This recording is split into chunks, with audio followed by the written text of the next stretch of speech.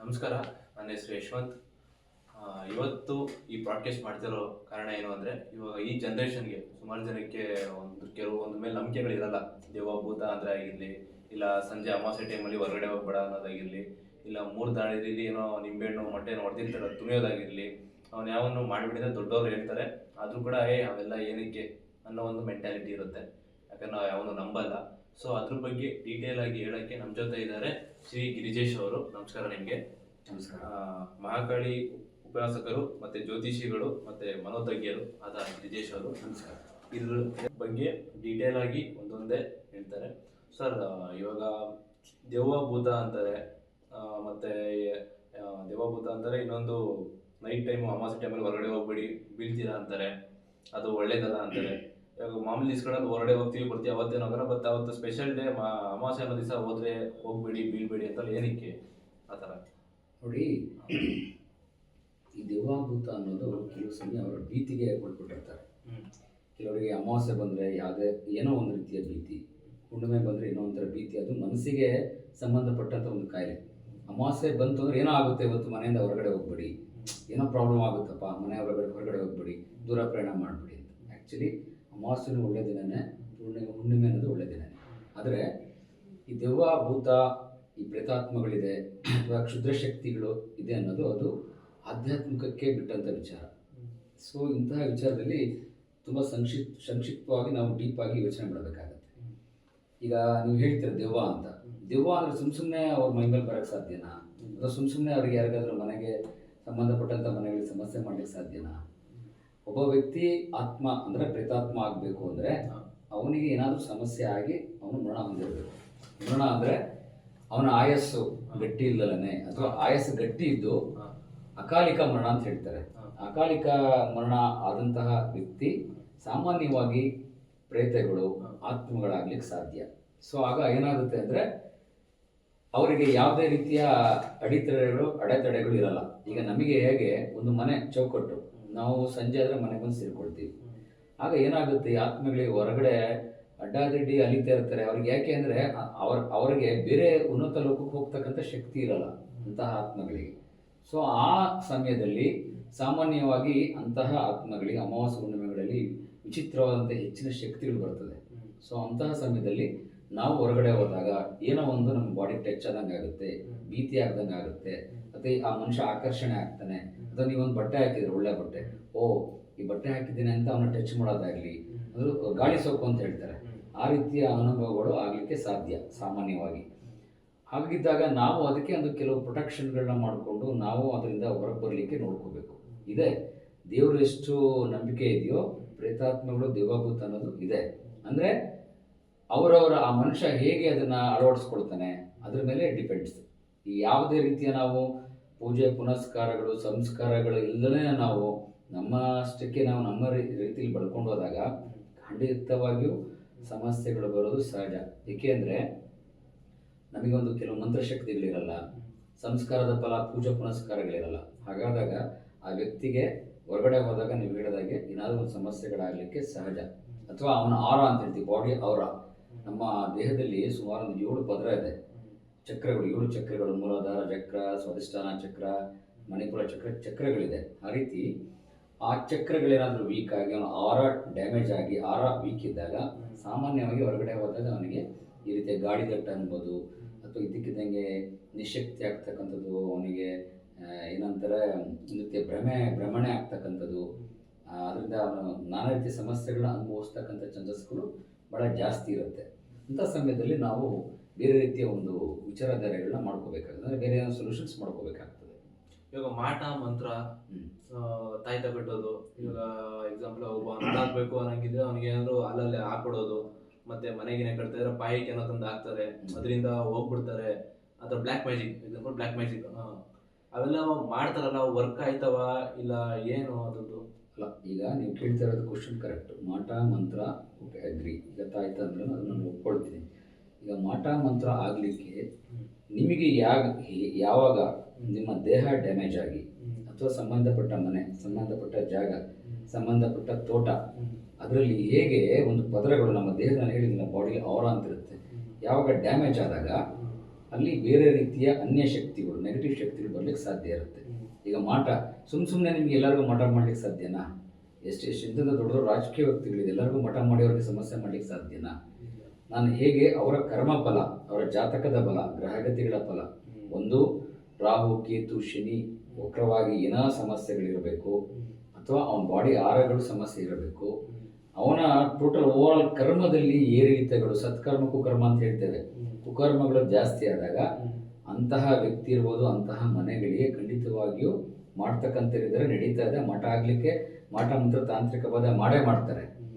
So ಅಂತಹ ತಾಂತ್ರಿಕ ಬಾಧೆ ಆದಾಗ ಅದನ್ನು ನಿವಾರಣೆ ಮಾಡಲಿಕ್ಕೆ, ಅದನ್ನು ಹೋಗಲಾಡಿಸಲಿಕ್ಕೆ, ಅದನ್ನು ಉಚ್ಚಾಟನೆ ಮಾಡಲಿಕ್ಕೆ ಬೇರೆ ರೀತಿಯ ಹೋಮ ಹವನ ವಿಧಾನಗಳು ಮತ್ತು ಯಂತ್ರ ಅಂದರೆ ಯಂತ್ರದ ಮುಖಾಂತರ ಆ ಶಕ್ತಿಯನ್ನು ಕುಂದಿಸ್ಲಿಕ್ಕೆ ಯಂತ್ರಗಳ ಮುಖಾಂತರ ಮಾಡಿ ಆಹ್ವಾನ ಮಾಡಿ ಆ ವ್ಯಕ್ತಿಗೆ ಕೊಡೋದಾಗಲಿ, ಮಂತ್ರಿಸಿ ಕೊಡೋದಾಗಲಿ, ಅಥವಾ ಮನೆಗೆ ಒಂದು ಕಾವುಕಟ್ಟು ಅಂತ ಹೇಳ್ತಾರೆ, ಅಷ್ಟ ದಿಗ್ಬಂಧನ ಹೇಳ್ತಾರೆ, ಅದನ್ನು ಮಾಡಿಕೊಡೋದಾಗಲಿ ಅದು ಪ್ರತೀತಿ ಇದೆ, ಮಾಡ್ಬೋದು.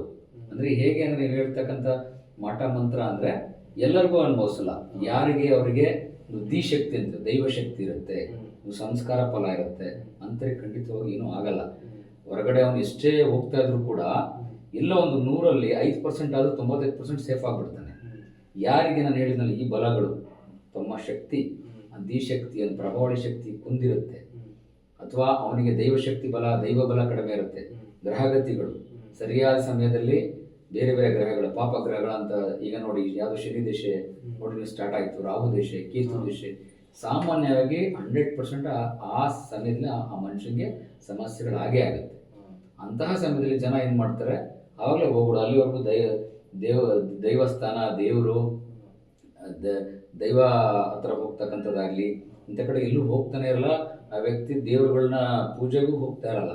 ಯಾವಾಗ ಅವನಿಗೆ ಸಮಸ್ಯೆ ಆಗುತ್ತೆ ನೋಡಿ, ಯಾವಾಗ ಫೈನಾನ್ಷಿಯಲ್ ಸಮಸ್ಯೆಗಳಾಗ್ಲಿಕ್ಕೆ ಸ್ಟಾರ್ಟ್ ಆಗುತ್ತೆ, ಇದ್ದಕ್ಕಿದ್ದಂಗೆ ಅಪಘಾತಗಳಾಗಕ್ಕೆ ಸ್ಟಾರ್ಟ್ ಆಗುತ್ತೆ, ಮನೆಯಲ್ಲಿ ಇದ್ದಕ್ಕಿದ್ದಂಗೆ ಕಳವುಗಳು ಸ್ಟಾರ್ಟ್ ಆಗುತ್ತೆ, ಕಳ್ಳತನ ಸ್ಟಾರ್ಟ್ ಆಗುತ್ತೆ, ನಿದ್ರೆ ಬರದೇ ಇರತಕ್ಕಂಥ ಸಮಯ. ಅಂಥ ಸಮಯದಲ್ಲಿ ಅವರು ಯಾರೋ ಜ್ಯೋತಿಗಳ ಹತ್ರ ಹೋದಾಗ ಲೆಕ್ಕಾಚಾರ ಮಾಡಿ ನೋಡಿದಾಗ, ಕವಡೆಶಾಸ್ತ್ರ, ಪ್ರಶ್ನಶಾಸ್ತ್ರ ಹಾಕಿ ನೋಡಿದಾಗ ಗೊತ್ತಾಗುತ್ತೆ ಅವ್ರಿಗೆ ತಾಂತ್ರಿಕ ಬಾಧೆ ಆಗಿದೆ, ಮನೆಗೆ ಸಮಸ್ಯೆ ಆಗಿದೆ ಅಂತಕ್ಕಂಥ ವಿಚಾರಗಳು ಬರ್ತದೆ. ಆಗ ನಾವು ಅದಕ್ಕೆ ಬೇರೆ ಸೊಲ್ಯೂಷನ್ನು ಅಂದರೆ ಅದನ್ನು ಆ ಕ್ರಿಯೆನ ಉಚ್ಚಾಟನೆ ಮಾಡಲಿಕ್ಕೆ ಬೇರೆ ದಾರಿಗಳು ಮಾಡ್ಕೋಬೇಕಾಗುತ್ತೆ. ಇದು ಒಂದು ರಿಯಾಲಿಟಿ ಇದೆ. ಹೇಗೆ ನಿಮಗೆ ಪಾಸಿಟಿವ್ ಇದೆ, ನೆಗೆಟಿವ್ ಇದ್ದೇ ಇದೆ. ಅಂದರೆ ನಮ್ಮ ಶಕ್ತಿಗಳು ಕುಂದಿದಾಗ, ನಮ್ಮ ಗ್ರಹಚಾರ ಕೆಟ್ಟಾಗ ಅಂತ ಇರ್ತಲ್ಲ, ಏನು ಗ್ರಹಚಾರ ಕೆಟ್ಟಿದೆಯಪ್ಪ, ಗ್ರಹಚಾರ ಕೆಟ್ಟಾಗಲೇ ಆ ಸಮಸ್ಯೆಗಳು ಬರ್ಲಿಕ್ಕೆ ಸಾಧ್ಯ. ಅದೇ ಥರ ಹಣೆ ಬರೋಕ್ಕೆ ಹೊಣೆ ಯಾರು ಅನ್ನೋ ಥರ, ಇವಾಗ ಏನೇ ಆದ್ರೂ ಕೂಡ ನಮ್ಮ ಹಣೆ ಬರ ಸರಿ ಇಲ್ಲ ಬಿಡು, ನಾವೇನ್ ಮಾಡೋಕ್ಕಾಗತ್ತೆ, ಯಾಕಂದ್ರೆ ಅವ್ನ ಕೈಲಿ ಮಾಡೋಕ್ಕಾಗತ್ತೆ, ಆದ್ರೂ ಹಣೆ ಬರ ಅನ್ನೋ ಒಂದನ್ನ ತೋರಿಸ್ಬಿಟ್ಟು, ಇಲ್ಲ ನಾವ್ ಆ ಜನ್ಮದಲ್ಲಿ ಏನೋ ಮಾಡಿದ್ವಿ, ಆ ಜನ್ಮದಲ್ಲಿ ಏನೋ ಆಗಿತ್ತು, ಯಾಕಂದ್ರೆ ಇವಾಗ ಹುಟ್ಟಿರ್ತೀವಿ ಇವ್ರ ಮನೆಯಲ್ಲಿ, ಯಾಕಂದ್ರೆ ನಿನ್ಗೆ ಎಲ್ಲರೂ ಇರೋ ಥರನೇ ಕೈ ಕಾಲು ಎಲ್ಲ ಇರುತ್ತೆ, ಅವನು ಸಾಧನೆ ಮಾಡ್ತಾರೆ, ಇನ್ನೂ ಸಾಧನೆ ಮಾಡ್ಬೇಕು ತಾನೆ, ಅದ್ ಬಿಟ್ಟು ಬರೀ ಹಣೆ ಬರ ಇಟ್ಕೊಂಡು ಕೂತ್ಕೊಂಡ್ರೆ ಆಗುತ್ತೆ ಕೆಲಸ. ಅದು ಹಣೆ ಬರೋ ನಿಜಾನ ಈಗ ಏನು ನೀವು ಹೇಳ್ತಿರೋ ಕ್ವಶನ್ ಕರೆಕ್ಟ್ ಇದೆ ನೋಡಿ. ಒಂದು ಮನೆಯಲ್ಲಿ 3 ಜನ ಅಣ್ಣ ತಮ್ಮಂದಿರ್ತಾರೆ. ಅದರಲ್ಲಿ ಮೊದಲನೇನು ಅಣ್ಣ ಅನ್ಕೊಳ್ಳಿ, ಅವನು ತುಂಬ ಜೀವನದಲ್ಲಿ ಉನ್ನತವಾಗಿ ಒಳ್ಳೆ ಇದಕ್ಕೆ ಏರಿರ್ತಾನೆ ಹಣಕಾಸಿನಲ್ಲಿ. ಅದೇ ಅವನ ಎರಡನೇ ಮನುಷ್ಯನಿಗೆ ತುಂಬ ಅಟರ್ ಫ್ಲಾಪ್, ಕೆಳಗೆ ಬಂದಿರ್ತಾನೆ, ಏನೇ ಮಾಡೋದು ಸಕ್ಸಸ್ ಆಗ್ತಿರಲ್ಲ. ಅದೇ 3ನೇನು ಸ್ವಲ್ಪ ಸಕ್ಸಸ್ ಆಗಿರ್ತಾನೆ. ಅಂದರೆ ಒಂದೇ ತಾಯಿ ಹೊಟ್ಟೆಲಿ ಹುಟ್ಟಿರ್ತಾನೆ, ಮೊದಲನಿಗೆ ಸಕ್ಸಸ್ ಕಂಡಿರುತ್ತೆ, ಎರಡನೇನಿಗಿಲ್ಲ, 3ನೇನಿಗೆ ಸಕ್ಸಸ್ ಕಂಡಿರುತ್ತೆ, ಮಧ್ಯದಲ್ಲಿ ಇರ್ತಕ್ಕಂಥ ವ್ಯಕ್ತಿಗೆ ಸಕ್ಸಸ್ ಇರಲ್ಲ. ಅಂದರೆ ಒಂದೇ ತಾಯಿ ಹುಟ್ಟಿದ್ದಾನೆ, ಆ ರಕ್ತವನ್ನು ಹಂಚ್ಕೊಂಡು ಹುಟ್ಟಿರ್ತಾನೆ, ಆ ತಂದೆ ತಾಯಿ ಹೊಟ್ಟೆಲಿ ಹುಟ್ಟಿರ್ತಾನೆ. ಯಾಕೆ ಹಾಗಾಗ್ತಿದ್ದಾನೆ, ಅವನ ಕರ್ಮಫಲ. ಒಂದು ಆತ್ಮ, ನಾನೇನು ಹೇಳ್ತಾ ಇದ್ದೀನಿ ಅಂದರೆ, ಆ ವ್ಯಕ್ತಿಯ ತಂದೆ ತಾಯಿಗಳ ಹೊಟ್ಟೆಲಿ ಆತ್ಮ ಹುಟ್ಟಬೇಕು ಅಂದರೆ ಎಷ್ಟೋ ಜನ್ಮಗಳ ಪೂರ್ವ ಜನ್ಮದ ಕರ್ಮ, ಸತ್ಕರ್ಮ ಕುಕರ್ಮದ ಮೇಲೆ ಆತ್ಮ ಕೇಳ್ಕೊಂಡೆ ಅಂತಹ ತಂದೆ ತಾಯಿಗಳ ಹೊಟ್ಟೆಲಿ ಹುಟ್ಟಲಿಕ್ಕೆ ಬರುತ್ತೆ. ಹಾಗಾದಾಗ ಈಗ ಒಬ್ಬ ಅಣ್ಣಂಗೆ ಇದ್ದಿದ್ದ ಅಂತಹ ಶಕ್ತಿಗಳು ಅಥವಾ ಅವನಿಗಿರ್ತಕ್ಕಂಥ ಯಶಸ್ಸು ತಮ್ಮಂಗಿರಲ್ಲ, ಅದೇ ಡೌನ್ ಆಗಿರ್ತಾನೆ. ಈಗ ಅಂಬಾನಿ ನೋಡ್ಕೊಳ್ಳಿ, ಅಣ್ಣ ತಮ್ಮದಿರಲ್ಲಿ, ಅವನು ಇನ್ನೊಬ್ರು ಯಾವ ಲೆವೆಲ್ ಇದ್ದಾರೆ, ಇನ್ನೊಬ್ರು ಯಾವ ಲೆವೆಲ್ ಇದ್ದಾರೆ. ಹಾಗೆ ನೀವು ಕೇಳಿದ ಕ್ವಶನ್ನು ಹಣೆ ಬರ ಅಂದ್ರಲ್ಲ, ವಿಧಿಲಿಖಿತ. ಏನೇ ಆದ್ರೂ ನೀವು ಹುಟ್ಟಿದಂಥ ಸಮಯ, ಯಾವ ಸಮಯ ಹುಡ್ತೀರಾ, ಯಾವ ದಿನ ಹುಡ್ತೀರಾ, ಯಾವ ನಕ್ಷತ್ರ, ಅದರ ಆಧಾರದ ಮೇಲೆ ನೀವು ಹಿಂದಿನ ಜನ್ಮದಲ್ಲಿ ಏನೇನು ಮಾಡಿ ಬಂದಿರ್ತೀರ, ಸತ್ಕರ್ಮ ಕುಕರ್ಮ, ಒಳ್ಳೆಯದರಲ್ಲಿ ಕೆಟ್ಟದಲ್ಲಿ, ಅದರ ಆಧಾರದ ಮೇಲೇ ನೀವು ಈ ಜನ್ಮದಲ್ಲಿ ಅದನ್ನು ಅನುಭವಿಸ್ಬೇಕಾಗ್ತದೆ. ಒಳ್ಳೆಯದನ್ನೇ ಮಾಡಿ ಬಂದಿದ್ರೆ ಈ ಲೈಫಲ್ಲಿ ಒಳ್ಳೆಯದನ್ನೇ ಮಾಡ್ತಿರ್ತೀರ. ಕೆಲವರು ಒಳ್ಳೆಯದನ್ನು ಮಾಡಿ ಬಂದಿರ್ತಾರೆ, ಈ ಲೈಫಲ್ಲಿ ಮಾಡಬಾರ್ದು ಮಾಡ್ತಾರೆ, ಆದರೂ ಏನೂ ಆಗಲ್ಲ. ಅಂದರೆ ಅವ್ರದ್ದು ಬ್ಯಾಂಕ್ ಬ್ಯಾಲೆನ್ಸ್ ಮುಗಿತಾ ಇರುತ್ತೆ, ಅವ್ರದ್ದು ಕೆಟ್ಟ ಸಮಯ ಬರ್ಲಿಕ್ಕೆ ಸ್ಟಾರ್ಟ್ ಆಗ್ತಿರುತ್ತೆ, ಆ ಒಳ್ಳೆ ಸಮಯ ಇದನ್ನು ಉಪಯೋಗಿಸ್ಕೊಳ್ಳೋದು ಬೇಕಾದಷ್ಟು ಲಕ್ಸುರಿ ಕಾರು ಬಂಗ್ಲೆ ಬೇಕಾದಷ್ಟು ಚೆನ್ನಾಗಿ ದುಂದು ವೆಚ್ಚ ಮಾಡಿ ಕಳೀತಾರೆ. ಅಂದರೆ ಅವನೇನು ಆ ಜನ್ಮದಲ್ಲಿ ಮಾಡಿಟ್ಟು ಬಂದಿದೆ ಸತ್ಕರ್ಮನ ಈ ಜನ್ಮದಲ್ಲಿ ಕಳೀತಾ ಇರ್ತಾನೆ. ಅದು ಇಷ್ಟು ಅವಧಿ 15 ವರ್ಷ 20 ವರ್ಷ 25 ವರ್ಷ ಒಂದು ಅವಧಿ ಇರುತ್ತೆ ಒಂದು ಬ್ಯಾಂಕ್ ಬ್ಯಾಲೆನ್ಸ್. ಅದು ಕಳೆದ ಮೇಲೆ ಮತ್ತು ಅದೇ ಗೊತ್ತಿ ಹಿಡಿದು ಮತ್ತೆ ಅನುಭವಿಸ್ತಾನೆ. ಹಾಗೆ ವಿಧಿ ಬರ ಹಣೆ ಬರ ಅನ್ನೋದು ನಾವು ಮಾಡ್ಕೊಳ್ಳೋದು ಜೀವಿತಾವಧಿಯಲ್ಲಿ, ಮತ್ತು ಅದು ಕರ್ಮಕ್ಕೆ ಸಂಬಂಧಪಟ್ಟಿದ್ದು. ಬ್ರಹ್ಮ ಹುಟ್ಟುವಾಗಲೇ ನಮ್ಮ ಹಣೆಯಲ್ಲಿ ಬರೆದಿರ್ತಾನೆ ವಿಧಿ ಬರ, ಅವನು ಇಂಥ ಮನೇಲಿ ಹೀಗೆ ಆಗಬೇಕು ಆತ್ಮಗಳು. ಯಾಕೆಂದರೆ ನಾವು ಹುಟ್ಟೋಕ್ಕಿಂತ ಮುಂಚೆ ನಾವು ಕೇಳ್ಕೊಂಡೇ ಬರುತ್ತೆ ಆತ್ಮ, ನಾನು ಇಂಥ ಸೋಲಲ್ಲಿ ನನಗೆ ಅವರು ರಿಲೇಷನ್ನು ಅಥವಾ ಅಕ್ಕ ತಂಗಿ ಏನೋ ಒಂದು ಬಾಂಧವ್ಯ ಇದೆ, ನಾನು ಇಂಥ ಮನೆಗೆ ನಾನು ಹುಟ್ಟಬೇಕು ಅಂತ ಸೋಲು ಕೇಳಿಕೊಂಡೇ ಆ ಮನೇಲಿ ಜನಿಸುತ್ತೆ. ಸೊ ಹಾಗಾಗಿ ಇದು ಹಣೆ ಬರಹ, ವಿಧಿಲಿಖಿತ ಮತ್ತು ಕರ್ಮ, ನೀವು ಹುಟ್ಟತಕ್ಕಂಥ ಜಾಗ ಮೂರಕ್ಕೂ ಅನ್ಯೂನ್ಯತೆ ಇದೆ. ಹ್ಯಾಂಡಿಕ್ಯಾಪ್ ಆಗ್ತಾರಲ್ಲ ಅದು ಕರ್ಮದ ಆಧಾರದ ಮೇಲೆ ಹಿಂದಿನ ಜನ್ಮದಲ್ಲಿ ಮಾಡಿರ್ತಕ್ಕಂಥ ತಪ್ಪಿಗೆ ಈ ಜನ್ಮದಲ್ಲಿ ಭಗವಂತನೇ ಕೊಡ್ತಕ್ಕಂಥ ಶಿಕ್ಷೆ, ಅದು ಹ್ಯಾಂಡಿಕ್ಯಾಪ್ಟ್ ಆಗ್ತಕ್ಕಂಥದ್ದು. ಹಿಂದಿನ ಜನ್ಮದಲ್ಲಿ ಯಾರಿಗೋ ಮನೆ ನೋಯಿಸಿ, ಯಾರೋ ಮಕ್ಕಳಿಗೂ ಯಾರಿಗೋ ಸಮಸ್ಯೆ ಮಾಡಿ, ಕೈ ಕಾಲಿಗಳಿಗೆ ಸಮಸ್ಯೆ ಮಾಡಿರ್ತಾನೆ ಅಂತ, ಅದೇ ಅದನ್ನು ಅಡ್ವರ್ಸ್ ಆಗಿ ಭಗವಂತ ಈ ಜನ್ಮದಲ್ಲಿ ನೀನು ಅನುಭವಿಸು, ಕುಂಟನಾಗಿ ಹ್ಯಾಂಡಿಕ್ಯಾಪ್ಟ್ ಅನುಭವಿಸಂತ ಕೊಡ್ತಾನೆ. ಆ ಅನುಭವಿಸ್ತಾರಲ್ಲ ಪ್ರತಿದಿನ ಆ ಪೇಯ್ನು ಏನು ಅಯ್ಯೋ ಆಗ್ತಾ ಇಲ್ವಲ್ಲಪ್ಪ ಅಂತ ಆ ಪೇಯ್ನ್ ತಗೋತಾನಲ್ಲ, ಅದೇ ಕರ್ಮ. ಆ ಕರ್ಮ ಅಯ್ಯೋ ಅನ್ನೋದ್ರಲ್ಲಿ ಅವನು ಸವಿತಾ ಹೋಗ್ತದೆ, ಇಷ್ಟು ದಿನಗಳು ಇಷ್ಟು ಅವಧಿ, ಅಥವಾ ಅವನು ಜೀವನ ಪರ್ಯಂತ ಎದ್ದು ಹೋಗ್ಬೋದು. ಅಂದರೆ ಈ ಜನ್ಮದಲ್ಲಿ ಅಷ್ಟೇ ಅವನು ಹಿಂದಿನ ಜನ ಪಡ್ಕೊಂಬಂದಿದ್ದು ಈ ಜನ ಅನುಭವಿಸ್ತಾ ಇರ್ತಾನೆ ಅಷ್ಟೇ. ಅದು ಅವನು ಹಣೆ ಬರ. ಈ ಜನ್ಮದಲ್ಲೇ ಮಾಡ್ಬೋದ್ರಿ, ಅವನಿಗೆ ಕೆಟ್ಟದ್ದು ಮಾಡಿರ್ತಾನೆ, ಅವನ ಮುಂದೆ ಈ ಜನ್ಮದಲ್ಲಿ ಕೆಟ್ಟದ್ದು ಮಾಡ್ಬೋದಲ್ಲ, ಅದೇನಕ್ಕೆ ಫ್ಯೂಚರ್ಗೆ ಇದು ಮಾಡ್ತಾರೆ ಅಲ್ಲ. ಅದು ನೀವು ಕೇಳ್ತಾರೆ ಕ್ವಶನ್ನು ಕರೆಕ್ಟು. ಕೆಲವರಿಗೆ ಡಿಪೆಂಡ್ಸ್ ಆನ್ ಈ ಕಾರ್ಮಿಕ್ ನೇಚರ್, ಈ ಆಂತರ್ಯ, ಈ ಅಂತರಿಕ್ಷದಲ್ಲಿರ್ತಕ್ಕಂಥ ಏನೋ ಒಂದು ಈ ಬ್ರಹ್ಮಾಂಡದ ಶಕ್ತಿಯ ಮೇಲೆ ಕೆಲವರಿಗೆ ಈ ಜನ್ಮದಲ್ಲಿ ಮಾಡಿದ್ರೆ ಈ ಜನ್ಮದಲ್ಲಿ ಅನುಭವಿಸ್ಲಿಕ್ಕೆ ವಿತಿನ್ ಎ ಶಾರ್ಟ್ ಪೀರಿಯಡ್ 2-3 ಇಯರ್ಸಲ್ಲಿ ಡಿಪೆಂಡ್ಸ್ ಆನ್ ಅವನ ಕರ್ಮ. ಅವನ ಕರ್ಮದ ಅವಧಿ ಎಷ್ಟೆಷ್ಟಿದೆ, ಈಗ 20% 30% ಜಾಸ್ತಿ ಇದ್ದಾಗ ಬಹಳ 2-3 ತಿಂಗಳು 2-3 ವರ್ಷದ ಅನುಭವಿಸ್ಬಿಡ್ತಾನೆ. ಅದೇ ಕೆಲವರು ಅನುಭವಿಸಲ್ಲ, ಅವನು ನೆಕ್ಸ್ಟ್ ಜನ್ಮಕ್ಕೆ ಟ್ರಾನ್ಸ್ಫರ್ ಆಗುತ್ತೆ. ಡಿಪೆಂಡ್ಸ್ ಆನ್ ಕರ್ಮ, ಅವನ ಸಂಸ್ಕಾರ ಫಲ. ಏನೋ ಒಳ್ಳೇದು ಮಾಡಿ ಬಂದಿರ್ತಾನೆ, ಆ ಸಂಸ್ಕಾರ ಬಲ ಅವನ ತಡೀತಾ ಇರುತ್ತೆ, ಅಥವಾ ಅವನ ದೈವಶಕ್ತಿ ತಡೀತಾ ಇರುತ್ತೆ, ಅವನು ಪೂಜೆ ಮಾಡ್ತಕ್ಕಂಥ ಒಂದು ಗ್ರಾಮ ದೇವತೆ ತಡೀತಾ ಇರುತ್ತೆ, ಯಾವುದೋ ಒಂದು ಶಕ್ತಿ ಹಿಡಿದಿರುತ್ತೆ ಅವನ. ನಾನಿದ್ದೀನಿ ಆಯಿತು ಓಕೆ ಅನ್ನೋ ಒಂದು ಇದಿರುತ್ತೆ. ಯಾವಾಗ ಅದೆಲ್ಲ ಕಳಿಸ್ಕೊಂಡು ಕೆಳಗೆ ಬರುತ್ತೆ ಅನುಭವಿಸೋಕೆ ಸ್ಟಾರ್ಟ್ ಮಾಡ್ತಾನೆ ಪ್ರೆಸೆಂಟ್ ಜನ್ಮದಲ್ಲಿ. ಅದೇ ಕೆಲವರಿಗೆ ನೆಕ್ಸ್ಟ್ ಜನ್ಮಕ್ಕೆ ಟ್ರಾನ್ಸ್ಫರ್ ಆಗುತ್ತೆ. ಈ ಜನ್ಮದಲ್ಲಿ ಒಳ್ಳೇದು ಮಾಡಿರ್ತಾನೆ ಆಯ್ತು, ಅವನು ಮುಂದಿನ ಜನ್ಮದಲ್ಲಿ ಅವ್ನು ಒಳ್ಳೇದೇ ಮಾಡ್ಬೇಕಾನೆ, ಹಣೆ ಬರೋಕ್ಕೆ ಇದಾದ್ರೆ ಇಲ್ಲಿ ಒಳ್ಳೇದು ಮಾಡ್ತಾನೆ, ಅಲ್ಲೂ ಒಳ್ಳೇದು ಮಾಡ್ಬೇಕು, ಅಲ್ಲೇನೆ ಕೆಟ್ಟದ್ದು ಮಾಡ್ತಾನೆ. ಎಲ್ಲಿ ನೆಕ್ಸ್ಟ್ ಜನ್ಮದಲ್ಲಿ ಅಂದರೆ ಈ ಜನ್ಮದಲ್ಲಿ ಒಳ್ಳೇದು ಮಾಡಿರ್ತಾನೆ, ಓಕೆ ಕರೆಕ್ಟು.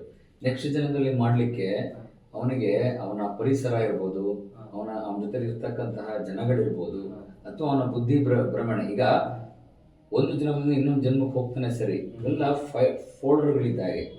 ಯಾವುದೋ ಒಂದು ಸೋ ಮೆನಿ ಇಯರ್ಸ್, ಸುಮಾರು ಒಂದು 6-7-8 ಜನ್ಮದ ಪದರಗಳು ಬರ್ತಾ ಇರುತ್ತೆ ಅವನಿಗೆ. ವ್ಯಕ್ತಿಯಾಗಿ ಹುಟ್ಟಿದ್ರೆ ಅವನು ಬರೀ ಮನುಷ್ಯ ಅಲ್ಲ, ನನಗೆ ಪ್ರಾಣಿಯಾಗಿ ಹುಟ್ಟಿರ್ತಾನೆ, ಪಕ್ಷಿಗಳಾಗಿ ಹುಟ್ಟಿರ್ತಾನೆ, ಅದ್ರದ್ದೆಲ್ಲ ಲೈನ್ ಅಕೋಶಿಕ್ ರೆಕಾರ್ಡ್ ಅಂತಾರೆ. ಒಬ್ಬ ಮನುಷ್ಯ ಸತ್ತಾಗ ದೇಹ ಬಿಟ್ಟಿದ ತಕ್ಷಣನೇ ಅವನೇನು ಕರ್ಮಗಳಿರುತ್ತಲ್ಲ ಅದು ಅಕೋಶಿಕ್ ರೆಕಾರ್ಡ್ ಮೇಲ್ಗಡೆ ಒಂದು ರೆಕಾರ್ಡ್ಸ್ ಆಗುತ್ತೆ. ಹೇಗೆ ಇಲ್ಲಿ ನಮ್ಮ ಕರ್ನಾಟಕ ಸ್ಟೇಟ್ ಗೌರ್ಮೆಂಟ್ ಒಂದು ಫೈಲ್ ಇರುತ್ತೆ ಕಡತಗಳು ಅಂತಲ್ಲ, ಅದೇ ಥರ ಫೈಲ್ ಸೆಂಟ್ರಲ್ ಗೌರ್ಮೆಂಟ್ ಒಂದು ಫೈಲ್ ಇರುತ್ತೆ. ಅದೇ ರೀತಿ ನಾವು ದೇಹ ಬಿಡುವಾಗ ನಾವು ಮಾಡಿರ್ತಕ್ಕಂಥ ಕರ್ಮದ ಆಧಾರದ ಮೇಲೆ ಅದು ಕೂಡ ಮೇಲೆ ಅಕೋಶಿಕ್ ರೆಕಾರ್ಡ್ ಅಂತ ರೆಕಾರ್ಡ್ ಆಗಿರುತ್ತೆ. ಸೊ ಆ ರೆಕಾರ್ಡು ಅವನ ಕರ್ಮದ ಆಧಾರದ ಮೇಲೆ ಹುಟ್ಟಿದ ಮೇಲೆ ಅವನ ದಶೆಗಳ ಮೇಲೆ ಎಲ್ಲ ಟ್ಯೂನ್ ಆಗ್ತಾ ಬರ್ತದೆ. 10 ವರ್ಷಕ್ಕೆ 20 ವರ್ಷಕ್ಕೆ, ಕೆಲವು ಇದ್ದಕ್ಕಿಂತ 30 ವರ್ಷಕ್ಕೆ ಯಾರಿಗೂ ಆಕ್ಸಿಡೆಂಟ್ ಆಗುತ್ತೆ. ಯಾಕೆ ಅಂದರೆ ಸೇಮ್ ಟೈಮ್ ಹಿಂದಿನ ಜನ್ಮದಲ್ಲಿ ಆಗಿರುತ್ತೆ ಅವನಿಗೆ. ಸೊ ಹಾಗಾಗಿ ಒಬ್ಬ ಮನುಷ್ಯನಿಗೆ ಒಂದೇ ಜನ್ಮ ಅಂತಲ್ಲ, 6-7 ಜನ್ಮಗಳು 10 ಜನ್ಮಗಳಲ್ಲ, 1000 ಜನ್ಮಗಳು. ಬುದ್ಧದ ಎಷ್ಟು ಜನ್ಮ? ಗೌತಮ ಬುದ್ಧ 600 ಜನ್ಮಗಳು ನೋಡ್ಕೊಂಡಿದ್ದಾನೆ. ಅವನು ಇವನ್ ಎಮ್ಮೆ ಕೋಣ ಆಗಿರೋದು ನೋಡಿದ್ದಾನೆ. ಒಂದು ಜನ್ಮದಲ್ಲಿ ಎಮ್ಮೆ ಕೂಡ ಆಗಿದ್ದಾನೆ, ರಾಕ್ಷಸ ಆಗಿದ್ದಾನೆ, ನಾಯಿ ಆಗಿರ್ತಕ್ಕಂಥ ಜನ್ಮಗಳು ಅವ್ರು ನೋಡಿದ್ದಾರೆ. 600 ಜನ್ಮಗಳು. ಹಾಗಾಗಿ ನಾವು ಮನುಷ್ಯನಾಗಿ ಬರಬೇಕಂದ್ರೆ ಸೋ ಮೆನಿ ಜನ್ಮಾಸಗಳಿದೆ. ಆ ಜನ್ಮದಲ್ಲಿ ಯಾವುದೋ ಒಂದು ಜನ್ಮದ ಲೇಯರು ಈ ಜನ್ಮಕ್ಕೆ ಕನೆಕ್ಟ್ ಆಗುತ್ತೆ ಅವನಿಗೆ. ಆ ಜನ್ಮದಲ್ಲಿ ಮಾಡಿ ಅದಕ್ಕೆ ನೀನು ಹ್ಯಾಂಡಿಕ್ಯಾಪ್ಟ್ ಆಗ್ಬಾ ಅಂತ. ಅದು ನಮ್ಮ ಪ್ರೊಜೆಕ್ಷನ್ಸ್ ಅಲ್ಲ, ಭಗವಂತನ ಪ್ರೊಜೆಕ್ಷನ್. ಅವನು ಏನು ಮಾಡ್ತಾನೆ ಅದೇ ಇಲ್ಲ ಆಗ್ತಕ್ಕಂಥದ್ದು. ನಾವಿಲ್ಲಿ ಇದ್ದೀವಿ, ಮಾತಾಡ್ತಾ ಇದ್ದೀವಿ, ಇಲ್ಲಿ ಏನು ನಡೀತಿದೆ ಅದ್ರ ಬಗ್ಗೆ ವಿಚಾರಧಾರೆಗಳು ಹೋಗ್ತಾ ಇರುತ್ತೆ. ಬಟ್ ಅದು ಬಿಹೈಂಡ್ ದ ಲಿಮಿಟ್ ಅದು ನಮ್ಮ ಕೈಲಿ ಇರಲ್ಲ. ಈಗ ಸಡನ್ ನಾವು ಗಾಡೀಲಿ ಹೋಗ್ತಾ ಇರ್ತೀವಿ, ಇದ್ದಕ್ಕೆ ನಮ್ದೇನು ತಪ್ಪಿರಲ್ಲ, ಬಂದು ಯಾವುದೊಂದು ಗಾಡಿ ಹೊಡೆಯುತ್ತೆ, ಅದು ನಿಮ್ಮ ತಪ್ಪಲ್ಲ. ಬಂದು ಹೊಡೆದ ಅವ್ನು ತಪ್ಪು, ಅವ್ನ ಕರ್ಮನೂ ಎಡವಟ್ಟಾಗಿತ್ತು, ಕರ್ಮ ಇತ್ತು, ನಿಮ್ಮದು ಎಲ್ಲೋ ಏನೋ ಆಗಬೇಕಿತ್ತು ಬಟ್ ಏನೋ ಆಗಲ್ಲ ಅಂದರೆ 100ರಲ್ಲಿ 20% ಎಫೆಕ್ಟ್ ಆಗುತ್ತೆ, 80% ಸೇವ್ ಆಗ್ತೀರಾ. ಮತ್ತೆ ಕೆಲವರು ಅಲ್ಲೇ ಸ್ಪಾಟಲ್ಲಿ ಹೋಗ್ತಕ್ಕಂಥದ್ದು ಆಗಿರುತ್ತೆ. ಯಾಕೆ ಅಂದರೆ ಅವನು ಇದೇ ವಿಧಿಲಿಖಿತ ಆಗಿರುತ್ತೆ, ನೀವು ಇಲ್ಲೇ ಹೋಗ್ಬೇಕಿಂತ ಸ್ಪಾಟಲ್ಲೇ ಹೋಗಬೇಕು, ನೀನು ನೀರಲ್ಲಿ ಹೋಗ್ಬೇಕು ಅಂತ ಬಂದಿರ್ತಾನೆ ಭಗವಂತ, ಅಥವಾ ಆಸ್ಪತ್ರೆಗೆ ಹೋಗಬೇಕು. ಎಷ್ಟೋ ಜನ ಸ್ವಂತ ಮನೇಲೆ ಸಾಯ್ಬೇಕು ಅಂತಾರೆ, ಸಾಯಿಲ್ಲ, ಎಲ್ಲೋ ಯಾವುದೋ ಹೋಗಿ ಅನಾಥಾಶ್ರಮ ಯಾವುದೋ ಕಾಡಲ್ಲಿ ಸಾಯ್ತಾರೆ. ಇಟ್ ಇಸ್ ಡಿಸೈಡೆಡ್, ಇದು ಎನ್ಕ್ರಿಪ್ಟ್ ಡಿಸೈಡ್ ಆಗಿರುತ್ತೆ, ಅದನ್ನು ಯಾರೂ ತಪ್ಸೋಕ್ಕಾಗಲ್ಲ. ಅದು ಭಗವಂತನ ಲೀಲೆ, ಅದು ಆಧ್ಯಾತ್ಮದಲ್ಲಿ ಅದು ಕಣ್ಣಿಗೆ ಕಾಣಿಸಲ್ಲ. ಅದು ತುಂಬ ಅದಕ್ಕೆ ಮೆಡಿಟೇಷನ್, ಧ್ಯಾನ, ಬೇರೆ ಬೇರೆ ಲೋಕಗಳ ಕನೆಕ್ಷನ್ಸ್ ಅಂತಾರೆ, ಬೇಕಾಗುತ್ತೆ ಶಕ್ತಿ. ಈ ಮೆಡಿಟೇಷನ್, ಜ್ಞಾನ, ಹಿಂದಿನ ಜನ್ಮಕ್ಕೆ ಹೋಗ್ಬೋದು, ಮುಂದಿನ ಜನ್ಮ ತಿಳ್ಕೊಬೋದು ಅಂತ ಹೇಳ್ತಾರಲ್ಲ, ಅದೆಲ್ಲ ಎಷ್ಟು ಒಂದು ಲೆವೆಲ್ಗೆ ಸತ್ಯ ಇಲ್ಲ ಇಲ್ಲ ಕೆಲವರು ಎಲ್ರಿಗೂ ಆಗಲ್ಲ. ಅವು ಎಷ್ಟು ಮಟ್ಟಿಗೆ ಸತ್ಯ, ಎಷ್ಟು ಮಟ್ಟಿಗೆ ಸುಳ್ಳು? ಮೆಡಿಟೇಷನ್ ಅಂದರೆ ಅದು ಏನಂತೀರ, ಇಂಗ್ಲೀಷಲ್ಲಿ ಮೆಡಿಟೇಷನ್ ಅಂತೀವಿ, ಕನ್ನಡದಲ್ಲಿ ಧ್ಯಾನ ಅಂತೀವಿ. ಧ್ಯಾನ ಅಂದರೆ ಈಗ ಕರೆಕ್ಟಾಗಿ ಒಂದು 10 ನಿಮಿಷ ಕೂತ್ಕೊಳ್ಳೋದೇ ಧ್ಯಾನ. ಕೆಲವರಿಗೆ 5 ನಿಮಿಷ ಕೂತ್ಕೊಳ್ಳೋಕ್ಕಾಗಲ್ಲ, ಜಾಗದಲ್ಲಿ ಕಸಿ ಆಗ್ತಿರುತ್ತೆ, ಒದ್ದಾಡ್ತಾ ಇರ್ತಾರೆ. ನೀವು 10 ನಿಮಿಷ ಕೂತ್ಕೊಂಡು ಸ್ಟಡಿ ಆಗದೆ ಅದೊಂದು ಧ್ಯಾನ. ಅದು ಒಂದು ಮಾಡರ್ನ್ ಕುತ್ಕೊಂಡು ಒಂದು ಈ ಸ್ಟೇಜಿಗೆ ಕರ್ಕೊಂಬಂದು ಕಣ್ಣು ಮುಚ್ಚಿ ನಮ್ಮ ಮನಸ್ಸನ್ನ ಹತೋಟಿಗೆ ತಗೊಳ್ಳೋದಿದೆಯಲ್ಲ, ಅದು ಇನ್ನೂ ಡೀಪ್. ಧ್ಯಾನ, ತಪಸ್ಸು, ಆಮೇಲೆ ಸಿದ್ಧಿ, ಮೋಕ್ಷ. ಸೊ ಆ ರೀತಿ ನೀವು ಬರಬೇಕು ಧ್ಯಾನಗಳಿಗೆ ಅಂದರೆ ಸಾಕಷ್ಟು ಪ್ರತಿದಿನ ನಾವು ಪ್ರಾಕ್ಟೀಸ್ ಮಾಡ್ಕೋಬೇಕಾಗುತ್ತೆ. ಒಂದೇ ಸರಿಗೆ ಆಗಲ್ಲ. ನಾವು ಕುತ್ಕೊಂಡ ತಕ್ಷಣ 108 ಯೋಚನೆಗಳು ಬರ್ತಾ ಇರುತ್ತೆ. ಒಂದು ನಿಮಿಷಕ್ಕೆ 72,000 ಯೋಚನೆಗಳು ನಮ್ಮ ಕಣ್ಮುಂದೆ ಹೋಗ್ತಾ ಇರುತ್ತೆ. ಕಣ್ಣು ಮುಚ್ಚಿದ ತಕ್ಷಣ ಯಾರಿಗೋ ಸಾಲ ಕೊಡಬೇಕು, ನಾವು ಅದು ತಿನ್ನಬೇಕು, ಆ ಬಟ್ಟೆ ಹಾಕೋಬೇಕು, ಅದು ಇದು ಎಲ್ಲ ಬಂದು ಮುತ್ಕೊಂಡು ಹೋಗ್ತಾ ಇರ್ತದೆ. ಅದು ಯಾವುದು ನೀವು ಹೋಲ್ಡ್ ಮಾಡೋಕ್ಕೆ ಹೋಗ್ಬಾರ್ದು.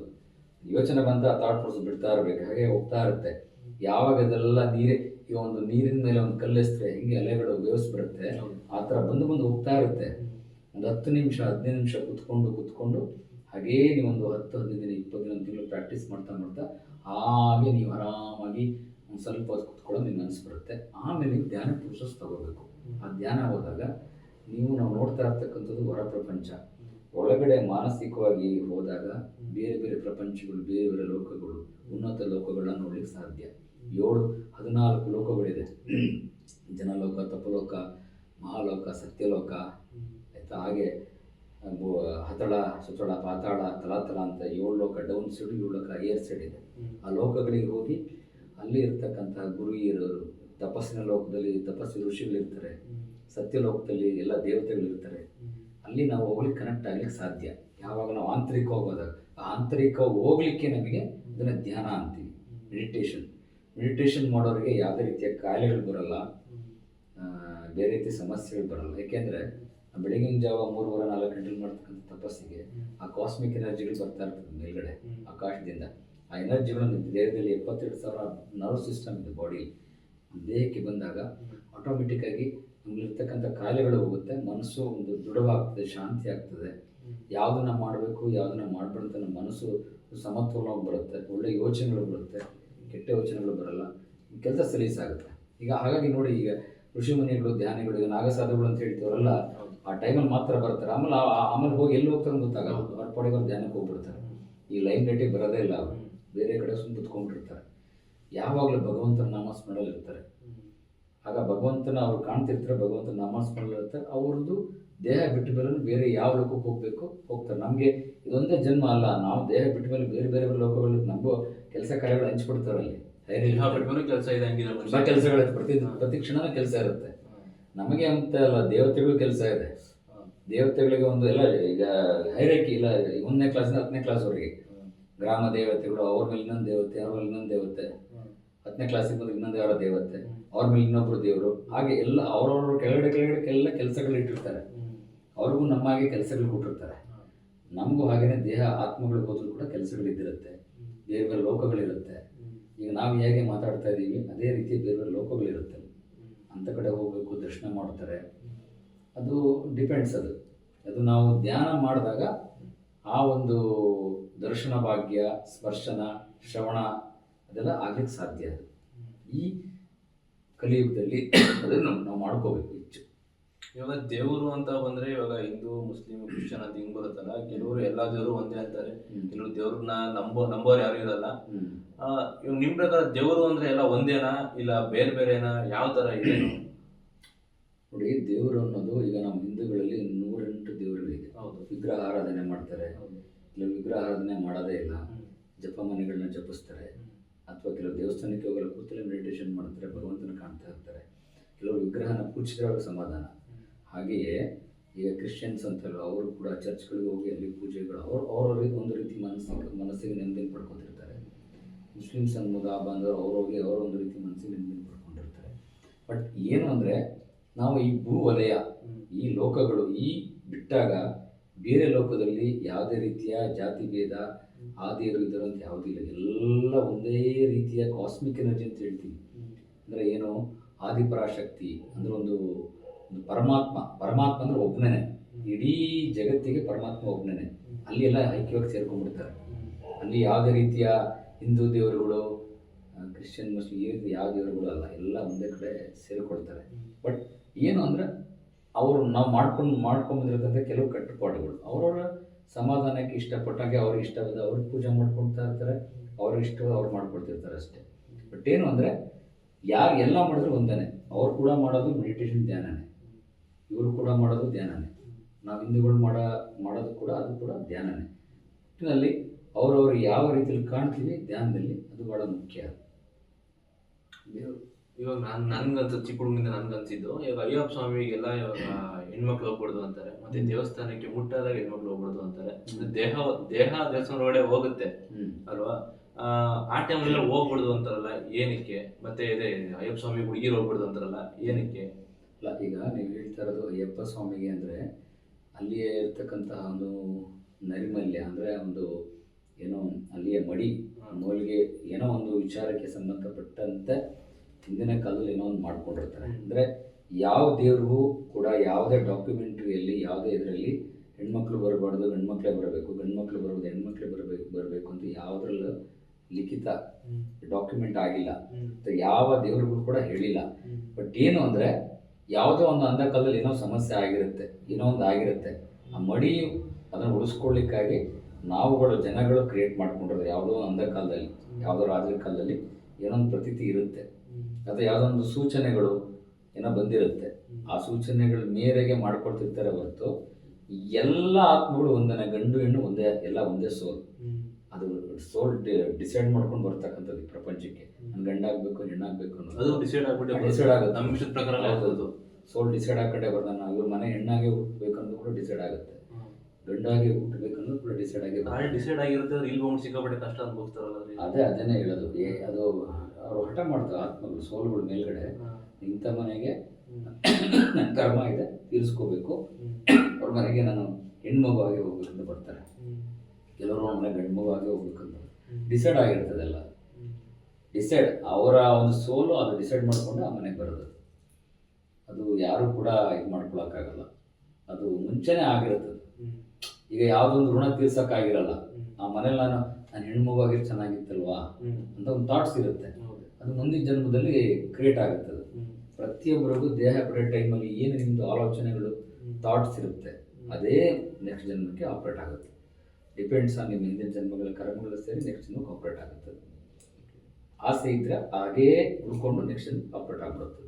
ಇದು ಕೈ ನೋಡ್ಬಿಟ್ಟು ಒಂದು ಫ್ಯೂಚರ್ ಹೇಳೋದಾಗಿರ್ಲಿ, ಮಕ ನೋಡ್ಬಿಟ್ಟು ಫ್ಯೂಚರ್ ಹೇಳೋದಾಗಿರ್ಲಿ, ಅದು ಎಷ್ಟು ಮಟ್ಟಿಗೆ ಸತ್ಯ, ಎಷ್ಟು ಮಟ್ಟಿಗೆ ಸುಳ್ಳು?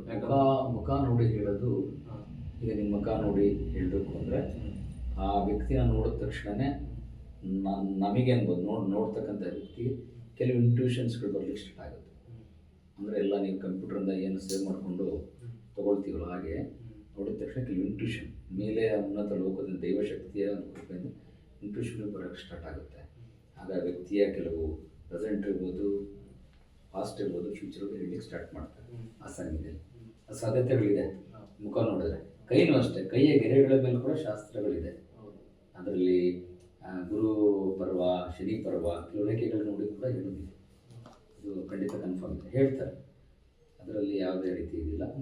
ಮುಖವನ್ನು ನೋಡಿ ಕೂಡ ಹೇಳಬೇಕು ಅಂದರೆ ಅವರೆಲ್ಲ ಶಕ್ತಿ ಇರಬೇಕು, ದೈವಶಕ್ತಿ ಇರಬೇಕು. ನೋಡ್ತಿದ್ದಂಗೆ ಭವಿಷ್ಯ ಹೇಳ್ತಾರೆ ಅಂದರೆ ಅವರಲ್ಲಿ ಯಾವುದೋ ಜನ್ಮ ಸುಕೃತ ಇರುತ್ತೆ, ದೈವಶಕ್ತಿ ಇರುತ್ತೆ, ಅದನ್ನು ಪಾಲನೆ ಮಾಡ್ಕೊಂಡು ಬಂದಿರ್ತಾರೆ. ಮುಖ ನೋಡಿ ಹೇಳ್ತಾ ತಕ್ಷಣವೇ ಅವರಿಗೆ ಕೆಲವು ಇಂಟ್ಯೂಷನ್ ಬಂದ್ಬಿಡುತ್ತೆ, ಗೊತ್ತಾಗ್ಬಿಡುತ್ತೆ. ಅದು ಈ ವ್ಯಕ್ತಿ ಹೀಗೆ ಆಗುತ್ತೆ, ಹೀಗೆ ಆಗ್ತಾನೆ, ನಿಮ್ಮ ಸಮಸ್ಯೆಗಳು ಹೀಗೆ ಅಂತ ಹೇಳ್ಬೋದು. ಇವಾಗ ನಾಗ ಸಾಧುಗಳು ಅಂತ ಹೇಳಿದ್ರೆ ನೀವು, ಇವಾಗ ನಾಗ ಸಾಧುಗಳು ಅಂದ್ರೆ ಅವರು ಮುಂಚೆ ಮನುಷ್ಯರಾಗೆ ಹುಡ್ತಾರೆ, ನಮ್ಮ ತರನೇ ಸ್ಕೂಲ್ಗಳಿಗೆ ಹೋಗಿ ಓದ್ಕೊಂಡಿರ್ತಾರೆ ಕೆಲವರು. ಆಮೇಲೆ ಇಂಜಿನಿಯರಿಂಗ್ ಅದು ಇದು ಮಾಡ್ಬಿಟ್ಟು ಕೆಲವರು ಬಾಬಾಗಳಾದ್ರು ಸಾಧುಗಳಾದ್ರು ಅಂತ ನಾವು ಈ ತರ ನ್ಯೂಸ್ ಎಲ್ಲ ನೋಡಿದೀವಿ ಸುಮಾರು. ನಾರ್ಮಲ್ ಆಗಿ ಮನುಷ್ಯನ ತರನೇ ಇದ್ದು ಮನುಷ್ಯನ ಲೈಫ್ ಲೀಡ್ ಮಾಡ್ತಾರೆ, ಸಡನ್ ಆಗಿ ಏನಕ್ಕೆ ಹಂಗ ಆಗ್ತಾನೆ? ಯಾರು ನಾಗಸಾಧುಗಳ ಹೇಗೆ ಅಂತಾನೆ. ಕೆಲವರು ಜಾತಕ ಕೂಡ ಚೆಕ್ ಮಾಡಿ ನೋಡ್ಬೋದು. ಯಾರಿಗೆ ಜಾತಕದಲ್ಲಿ 9ನೇ ಮನೆಯಲ್ಲಿ ಗುರುಗ್ರಹ ಈ ರೀತಿಯ ಒಳ್ಳೆ ಗ್ರಹಗಳಿದ್ದರೆ, ಗುರು ಜುಪಿಟರ್ ಗ್ರಹ ಇದ್ದರೆ ಖಂಡಿತವಾಗಿ ಸನ್ಯಾಸ ಆಗ್ತಕ್ಕಂಥ ಲಕ್ಷಣಗಳಿರುತ್ತೆ. ಯಾಕಂದರೆ ಈಗ ಈ ಪ್ರಪಂಚದಲ್ಲಿ ಇಷ್ಟು ಕೋಟಿ ಜನ ಇದ್ದಾರೆ, ಎಲ್ಲರೂ ನಾಗ ಸಾಧುಗಳು ಆಗಲಿಕ್ಕೆ ಸಾಧ್ಯ ಇಲ್ಲ. ಇನ್ನೊಂದು, ಆ ಸೋಲ್ ನಾಗ ಸಾಧು ಆಗಬೇಕು ಅಂದರೆ ಆ ಸೋಲ್ ಈ ಜನ್ಮದಲ್ಲಿ ಈಗೇನು ಹುಟ್ಟಿ ನಾಗ ಸಾಧುಗಳಾಗಿ ಈ ಜನ್ಮದಲ್ಲಿ ಹಿಂದಿನ ಜನ್ಮದಲ್ಲಿ ಅವ್ರು ಮಾಡಿರ್ತಕ್ಕಂತಹ ಧ್ಯಾನ ತಪಸ್ಸಿನ ಆಧಾರದ ಮೇಲೆ ಕೇಳ್ಕೊಂಬಂದಿರ್ತಾರೆ. ನಾನು ಮುಂದಿನ ಜನ್ಮದಲ್ಲಿ ಸನ್ಯಾಸಿ ಆಗಬೇಕು, ನಾಗ ಸಾಧನ ಆಗಬೇಕು, ಈ ಥರ ಅಂತ ಕೇಳ್ಕೊಂಬಂದಿರ್ತಾರೆ ಆತ್ಮಗಳು. ಅದೇ ರೀತಿಯಲ್ಲಿ ಇದ್ದಕ್ಕಿದ್ದಂಗೆ ಅಚಾನಕ್ಕಾಗಿ 15 ವರ್ಷ 20 ವರ್ಷ ಆಗ್ತಂತ ತಿರುಗಿಬಿಡ್ತಾರೆ, ಸಾಧು ಪರಂಪರೆಗೆ ಹೋಗ್ಬಿಡ್ತಾರೆ. ಅದು ಡಿಸೈಡ್ಸ್. ಟ್ರಾನ್ಸ್ಜೆಂಡರ್ ಇವಾಗ ಮೇಲು ಫಿಮೇಲ್ ಕೇಳ್ಕೊಂಬರ್ತಾರೆ ಅಂತ ಹೇಳ್ಬೋದು. ಟ್ರಾನ್ಸ್ಜೆಂಡರ್ ಅನ್ನೋದು ಅದೇನಾಗುತ್ತೆ, ಅದು ಒಂದು ಸ್ಪರ್ಶನ. ಈಗ ಅದು ಕೂಡ ಒಂದು ಲೆಕ್ಕಾಚಾರ ಇದೆ. ಆ ಲೆಕ್ಕಾಚಾರ ಗಂಡು ಹೆಣ್ಣು ಸೇರಿದಾಗ ಅವ್ರದ್ದು ಅವ್ರ ಅಪ್ಪ ಅಮ್ಮ ಗಂಡು ಮಗು ಆಗ್ಬೇಕಂತ ಇರ್ತಾರೆ, ಅಮ್ಮ ಹೆಣ್ಮಗು ಆಗ್ಬೇಕಂತ ಇರ್ತಾರೆ. ಅಲ್ಲಿ ಕೆಲವು ಅಂಡರ್ಸ್ಟ್ಯಾಂಡಿಂಗ್ ಇಲ್ಲೇ ಹೋದಾಗ ಡಿಪೆಂಡ್ಸ್ ಆನ್ ಸೆಕ್ಷುವಲ್ ರೇಷಿಯೋಗಳ ಮೇಲೂ ಕೂಡ XY ಇದರಲ್ಲೂ ಬೇರೆ ಇದಾದಾಗಲೂ ಕೂಡ ಟ್ರಾನ್ಸ್ಜೆಂಡರ್ ಆಗ್ಲಿಕ್ಕೆ ಸಾಧ್ಯ. ಮತ್ತು ಇನ್ನೊಂದು ಡಿಪೆಂಡ್ಸ್ ಆನ್ ಅವರ ಕರ್ಮ. ನಾನು ಹೇಳಿದ್ನಲ್ಲ, ಪ್ರತಿಯೊಂದು ಆಗೋದು ಆ ಥರ ಆಗಬೇಕಂದ್ರೆ ಅವ್ರ ಕರ್ಮಕ್ಕೆ ಅನುಗುಣವಾಗಿ ಅದು ಆಗ್ತಕ್ಕಂಥ ಸಾಧ್ಯತೆಗಳು ಜಾಸ್ತಿ ಇರುತ್ತೆ. ಟ್ರಾನ್ಸ್ಜೆಂಡರ್ ಆಗಬೇಕು, ಆ ಥರ ಆಗಬೇಕು ಅಂದರೆ ಅದು 100% ಹಿಂದಿನ ಒಂದು ಪರಮಾವಧಿ ಏನೋ ಒಂದು ವಿಧಿಲಿಖಿತ ಇರುತ್ತೆ, ಅಥವಾ ನೀನು ಈ ರೀತಿಯಾಗಿ ಈ ಜನ್ಮವನ್ನು ಸವಸ್ಬಿಟ್ಟು ಹೋಗುವಂಥ ಇರುತ್ತೆ, ಹಾಗಾಗಿ ಅದು ಬಂದಿರುತ್ತದೆ. ಸೊ ಆಟೋಮೆಟಿಕ್ಕಾಗಿ ಆಗಿಬಿಡ್ತಾರೆ ಅವರು. ಎಲ್ಲರೂ ಆಗ್ಲಿಕ್ಕೆ ಸಾಧ್ಯ ಇಲ್ಲ. ಈ ಸ್ವಾಮೀಜಿಗಳಾಗೋದು ಕೂಡ ಹಂಗೆ. ಹೌದು, ಸ್ವಾಮೀಜಿಗಳೆಲ್ಲ ಆಗಬೇಕು ಅಂದರೆ ಅವರಿಗೆ ನಿಮಗೆ ಜಾತಕದ ಗ್ರಹಗಳ ಲೆಕ್ಕಾಚಾರ ನೋಡಬೇಕು ಅಂದರೆ ಶನಿ ಗ್ರಹ ಮತ್ತು ಗುರುಗ್ರಹ ತುಂಬ ಸ್ಟ್ರಾಂಗ್ ಇರಬೇಕು. ಧರ್ಮಕ್ಕೆ ಅಧಿಪತಿ ಶನಿ ಯಾರಿಗೆ ಸ್ಟ್ರಾಂಗ್ ಇದ್ದು ಒಳ್ಳೆ ಮನೇಲಿ ಇರ್ತಾರೋ ಖಂಡಿತವಾಗೂ ಸ್ವಾಮೀಜಿ ಆಗೇ ಆಗ್ತಾರೆ. ಗುರುಗ್ರಹ ಚೆನ್ನಾಗಿ ಖಂಡಿತವಾಗಿ ಸ್ವಾಮೀಜಿ ಆಗ್ತಾರೆ. ಒಂದು ಪ್ರಾಂತ್ಯನ ಅವರು ಒಂದು ಮಠದ ಅಧೀಶಕರಾಗಿ ಆಳ್ತಾರೆ, ಆ ರೀತಿ ಇರುತ್ತೆ. ಅದು ಕೂಡ ಎಷ್ಟೋ ಜನ್ಮಗಳ ಸುಕೃತದಿಂದ ಸ್ವಾಮೀಜಿ ಆಗ್ತಾರೆ. ಕೆಲವು ಸರಿ ಉಪಯೋಗಿಸ್ಕೊಳ್ಳಲ್ಲ, ಬಟ್ ಎಷ್ಟೋ ಜನ್ಮಗಳ ಸುಕೃತ ಬೇಕದು. ಸೋ ಮೆನಿ ಇಯರ್ಸ್ ಅವ್ರು ಮಾಡಿರ್ತಕ್ಕಂಥ ಸಂಸ್ಕಾರದಿಂದ ಫಲದ ಮೇಲೆ ಈ ಜನರಲ್ಲಿ ಅವರು ಸ್ವಾಮಿಗಳಾಗಕ್ಕೆ ಸಾಧ್ಯ. ಎಲ್ಲರೂ ಆಗಲಿಕ್ಕೆ ಸಾಧ್ಯ ಇಲ್ಲ. ಮುಂದಿನ ದಿನಗಳಲ್ಲಿ ಡಿಸ್ಕಷನ್ ಮಾಡೋಣ ಆ ರೀತಿ ವಿಚಾರಗಳು. ಓಕೆ, ಇವತ್ತಿನ ವಿಷಯಗಳು ಇಷ್ಟು ಮಾತಾಡಿರೋದು, ಇಷ್ಟು ಹೇಳ್ತಾ ಧನ್ಯವಾದಗಳು. ವಿಷಯವನ್ನು ಇಷ್ಟು ಚೆನ್ನಾಗಿ ಮಾಡಿಕೊಟ್ಟಿದ್ದಕ್ಕೆ ನಮಸ್ಕಾರ. ಮುಗಿಸ್ತಾ ಇದ್ದೀವಿ. Thank you.